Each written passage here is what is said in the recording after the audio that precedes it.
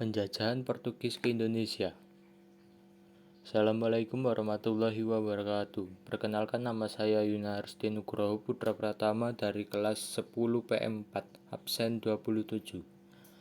Materi pembahasan saya di video ini tentang bagaimana bangsa Portugis menjajah Indonesia. Kapan dan di mana awal masuknya? Portugis adalah bangsa Eropa pertama yang datang ke wilayah Asia untuk melakukan perdagangan. Pada tahun 1511, bangsa Portugis memasuki wilayah perairan Indonesia. Portugis bergerak menuju negara yang kaya akan hasil laut dan rempah-rempah. Pada tahun 1511, bangsa Portugis pertama kali mendarat di Indonesia, tepatnya di daerah Malaka.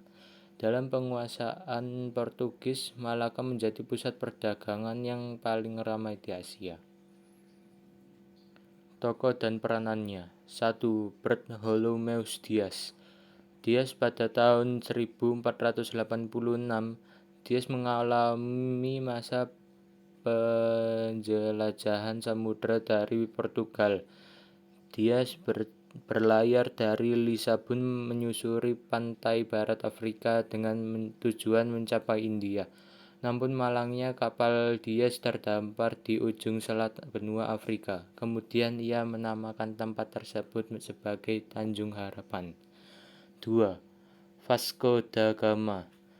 Pada tahun 1498, Vasco memimpin pelayaran ke India atas perintah Emmanuel.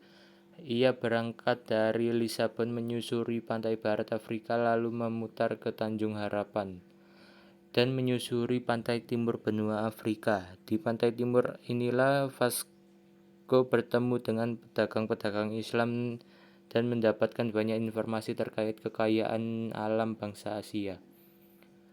Atas saran petunjuk para pedagang Islam tersebut, Vasco berserta rombongan meneruskan pelayaran mengarungi Samudra Hindia. Pada bulan Mei 1498, rombongan Vasco mencapai Calicut, India. Di tempat tersebut, Vasco mendirikan pos perdagangan.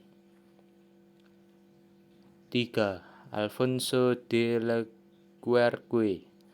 Alfonso adalah salah satu tokoh penjelajah samudra terkenal di Portugis.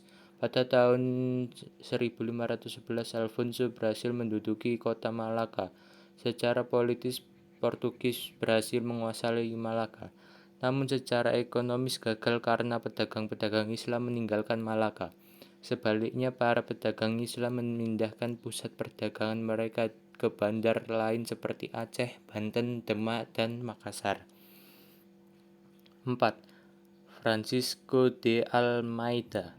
Francisco adalah tokoh penjelajah samudra dari Portugis yang berhasil menaklukkan Goa, India. Wilayah Goa kemudian dikembangkan oleh Francisco sebagai pusat perdagangan yang ramai. Hasil rempah-rempah di India merupakan barang dagangan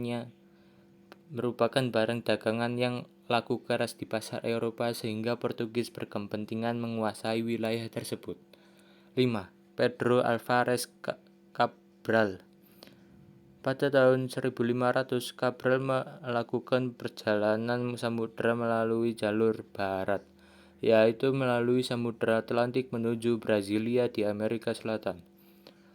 Di bawah pimpinan Cabral inilah Portugis berhasil menanamkan kekuasaan di wilayah Amerika Selatan. Beberapa negara Amerika Selatan sampai sekarang masih menggunakan bahasa dan kebudayaan Portugal sebagai bentuk peninggalan kolonialisme Portugis. Tujuan kedatangan. Tujuan petualangan dengan maksud mencari negara jajahan untuk mengharumkan nama, kejayaan, dan kekuasaan. Ekonomi dengan maksud mencari keuntungan dan hasil besar dalam perdagangan rempah-rempah, membeli dengan harga murah dan dijual dengan harga yang sangat mahal. Sebuah tujuan agama dengan maksud menyebarkan ajaran Nasrani.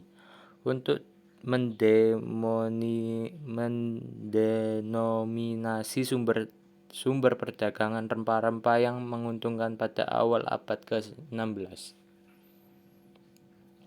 Dampak positif dan dampak negatif. Dampak positif. 1. Banyaknya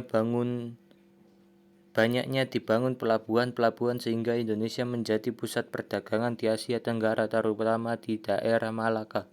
2. Setelah kedatangan bangsa Eropa di Indonesia, banyak berdiri pusat-pusat industri yang dapat mengurangi angka pengangguran di Indonesia. 3. Dibangunnya sarana jalan darat atau jalan raya sehingga antar kota satu dengan yang lain terasa dekat. 4. Didirikan sekolah yang dapat mencerdaskan para generasi penerus bangsa Indonesia. 5. Terbukanya jalur pelayaran Indonesia. 4. Terdapat pendapat bahwa bumi itu bulat. 7. Ditemukan benua-benua baru di dunia. Dampak negatifnya. 1. Masyarakat Indonesia merasa tertindas dengan kedatangan bangsa Eropa yang selalu bersikap semena-mena terhadap bangsa Indonesia. 2. Terjadinya pemberontakan di mana yang mengakibatkan banyaknya warga negara Indonesia yang meninggal. 3. Bangsa Eropa mengadu domba seluruh masyarakat Indonesia. 4. Terjadinya perebutan kekuasaan yang dilakukan oleh bangsa Eropa terhadap bangsa Indonesia yang akhirnya banyak menelan korban para warga Indonesia. Sekian penjelasan dari saya. Assalamualaikum warahmatullahi wabarakatuh.